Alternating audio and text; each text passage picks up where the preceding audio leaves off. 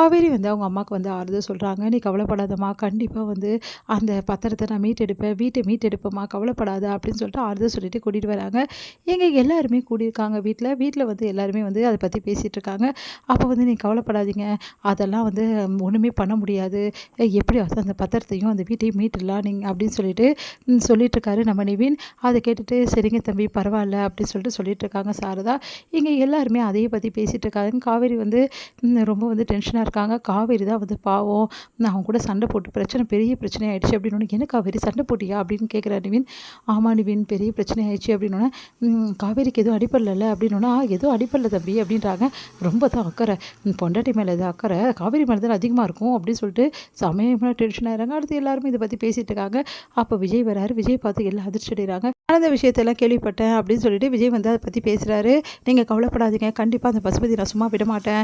அந்த அந்த வீடு உங்களோட வீடை யாரும் உங்ககிட்ட எடுக்க முடியாது" அப்படின்னு சொல்லிட்டு விஜய் ஆறுதலாக பேசிட்டு இருக்காரு. அதை கேட்டு சாரதா செமையாக டென்ஷன் ஆயிடுறாங்க. "முதல்ல இங்கேருந்து கிளம்புங்க, உங்களை யார் இங்கே வர சொன்னேன்னு" சொல்லிட்டு அவமானப்படுத்துறாங்க. விஜய் வந்து "ஏன் என்னை இவ்வளோ வெறுக்கிறீங்க? நான் அப்படி உங்களுக்கு என்ன பண்ணிட்டேன்?" அப்படின்னு சொல்லிட்டு விஜய் வந்து எவ்வளோ கேட்டு பார்க்குறாரு. சாரதா வந்து "முதல்ல இங்கேருந்து போங்க" அப்படின்னு சொல்லிட்டு பயங்கரமாக பேசுகிறாங்க. அதை பார்த்துட்டு வந்து நிவினும் அதுக்கப்புறம் குமரனும் வந்து சாரதாவை சமாதானப்படுத்த முயற்சி செய்கிறாங்க. அப்போ வந்து "நீங்கள் இப்படி பண்ணுவீங்கன்னு நினச்சி கூட பார்க்கல. ஏன் இப்படிலாம் நடந்துக்கிறீங்க? நான் உங்களுக்கு என்னங்க இப்படி பண்ணேன்?" அப்படின்னு சொல்லிட்டு பேசிட்டு இருக்காரு. "இங்கே பாருப்பா, நீங்கள் வந்து பேசிடுவேன், அதுக்கப்புறம் உங்கள் வீட்டில் இருக்கவங்களாம் வந்து நாங்கள் தான் உனக்கு வர பிரச்சனைக்கெல்லாம் காரணன்ற மாதிரி பேசுவாங்க. இதெல்லாம் எங்களுக்கு தேவையா?" அப்படின்னு சொல்லிட்டு பாட்டி வந்து சொல்கிறாங்க. அதை கேட்டு அதிர்ச்சி அடைகிறாரு. "நீங்கள் என்ன சொல்கிறீங்க?" அப்படின்னோடனே, "ஆமாம், உங்கள் வீட்டில் உள்ளவங்க வந்து அந்த பேச்சு பேசுகிறாங்க. எங்கெல்லாம் தேவையா? அதனால் இங்கெல்லாம் வராதப்பா, சாரதா சொல்கிறது தான் கரெக்டு" அப்படின்னு நம்ம சொல்கிறாங்க. அப்போ தான் விஜய்க்கு தெரிய வருது, இந்த மாதிரி வந்து அவங்க சித்தி வந்து பேசி வந்து இங்கே வந்திருக்காங்க அப்படின்னு சொல்லிட்டு. காவேரி கிட்ட "ஏன் காவேரி என்கிட்ட சொல்லலன்னு?" கேட்குறாரு. அதுக்கு காவேரி "என்ன பண்ணுறது தெரியாமல் தவிக்கிறீங்க. ஏன் பாட்டி சும்மா இல்லாமல் சொல்லிவிட்டேன்" அப்படின்னோடனே, "நீ அமைதியாருடி, பின்ன இந்த பையன் வந்து வந்து இங்கே வந்து நின்றுக்கிட்டே இருக்கான். சொல்லிவிட்டா தானே அவனுக்கும் புரியும் நல்லது கெட்டது. நீங்கள் இப்படியே மறைச்சிட்டே இருந்தீங்கன்னா அவனுக்கு எப்படி புரியும்?" அப்படின்னு நம்ம சொல்கிறாங்க. அதை கேட்டுட்டு வந்து "எனக்கு எல்லாம் புரிஞ்சிச்சு, அவங்களுக்காக நான் மன்னிப்பு கேட்டுக்கிறேன், நான் வரேன்" அப்படி சொல்லிட்டு கிளம்பி போகிறார் விஜய். விஜய்ன்னு சொல்லிட்டு பின்னாடியே நிவின் வந்து போகிறாரு. "விஜய், நீங்கள் தப்பாக நினச்சிக்காதீங்க. இந்த விஷயத்தை எனக்கும் தெரியும். ஆனால் நான் சொல்லாமல் இருந்ததுக்கு காரணம் காவேரி தான். காவேரி தான் என்கிட்ட சொல்ல வேணாம்னு சொன்னா. அதனால தான் நான் சொல்லலை." "ஆமாம் விஜய், நானும் அதனால தான் சொல்லலை" சொல்லிட்டு குமரனும் சொல்கிறாரு. "பரவாயில்ல, விடுங்க, நான் பார்த்துக்கிறேன்.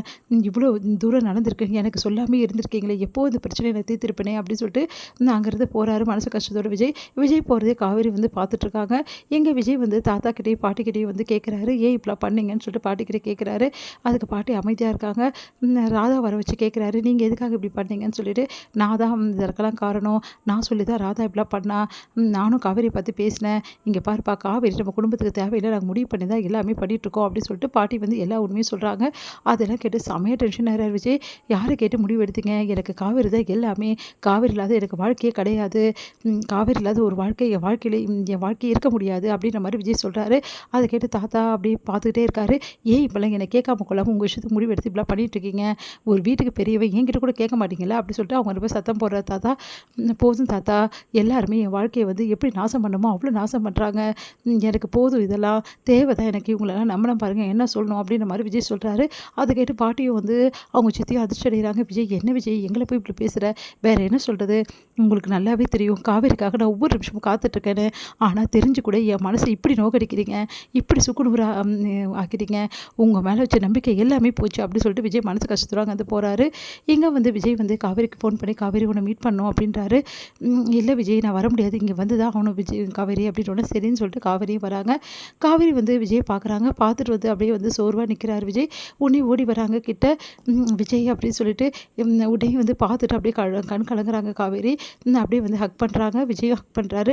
"என்னை மன்னிச்சிடு காவேரி, என்னால் தான் உனக்கு பிரச்சனைன்னு தெரியாமல் நான் உங்கள் வீடு தான் எல்லாத்துக்கும் காரணம்னு நினச்சேன். நீங்களும் என்னை மன்னிச்சிடுங்க. நான் எல்லாத்தையும் சொல்லணும்னு நினச்சேன், ஆனால் என்னால் சொல்ல முடியல. என் வீடு வந்து கைவிட்டு போகும்போது உங்களை என் மனசு தேடிச்சு. நீங்கள் என் கூட இருந்தால் நல்லா இருக்கணும்னு தோணுச்சு விஜய்" அப்படி சொல்கிறாங்க.